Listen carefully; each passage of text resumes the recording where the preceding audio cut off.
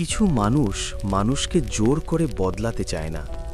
তারা এমন একটা পরিবেশ তৈরি করে যেখানে মানুষ নিজে থেকেই বদলাতে শুরু করে। তারা কাউকে ঠেলে দেয় না, বরং এমন পথ তৈরি করে যেখানে হাঁটাটা সহজ হয়ে যায়। এটাই একজন নির্মাতার চিন্তা। সে মুহূর্ত নিয়ে না, দীর্ঘ সময় নিয়ে ভাবে। কয়েক দিনের জন্য না, কয়েক দশকের জন্য পরিকল্পনা করে। তার লক্ষ্য শুধু মানুষকে প্রভাবিত করা না, এমন একটা সিস্টেম তৈরি করা যা তার পরেও কাজ করবে। তাই সে প্রশংসার পেছনে দৌড়ায় না। কার নাম হবে, কে কৃতিত্ব পাবে, এসব তার কাছে বড় বিষয় না।